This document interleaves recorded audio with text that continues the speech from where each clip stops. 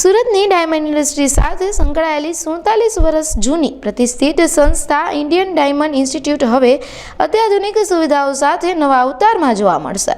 સંસ્થાના રિનોવેશન બાદ તેના રીઓપનિંગ સેરેમનીનું આયોજન કરવામાં આવ્યું હતું, જેમાં રાજ્યસભાના સાંસદ અને ઉદ્યોગપતિ ગોવિંદ ધોળકિયાના હસ્તે ઉદ્ઘાટન કરવામાં આવ્યું। આ રિનોવેશન અંતર્ગત જેમ testing laboratory, administrative office, auditorium અને ટ્રેનિંગ ડિપાર્ટમેન્ટને હાઈટેક બનાવવામાં આવ્યા છે।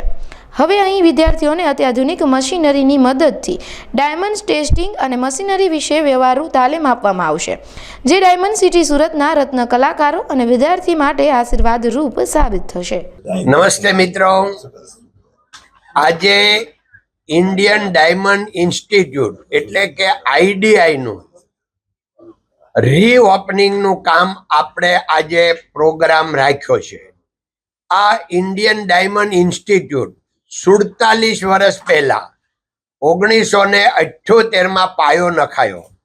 એમાં સેન્ટ્રલ ગવર્મેન્ટ અને ગુજરાત ગવર્મેન્ટ પણ સાથે છે અને આ 47 વર્ષમાં હજારો સ્ટુડન્ટ અહીંથી ડાયમંડ, જ્વેલરી અને એ બધી ટ્રેનિંગ લઈ વિવિધ જાતની અને દેશ વિદેશમાં પોતાનું ભાવિ બનાવી રહ્યા છે અને બન્યું છે।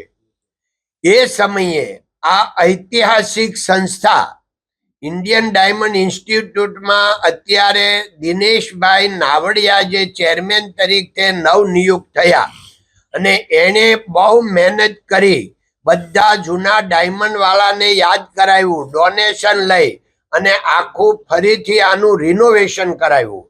આજે અમે આ બધું જોયું, જોઈને ખૂબ પ્રભાવિત થયા, આનંદિત થયા અને હવે આ જ્યારે રિનોવેશન થયું છે અને નવી દુનિયા આજની સાથે ટ્રેનિંગ સેન્ટર ચાલુ થયું છે, તો હવે દેશભરમાંથી ને વિદેશથી પણ અહીંયા સ્ટુડન્ટ આવે છે અને એનું ભાવિ બનાવશે અને બની રહ્યું છે। એ બદલ ખૂબ બધાને અભિનંદન, ધન્યવાદ। જય હિન્દ, જય ભારત, નમસ્તે।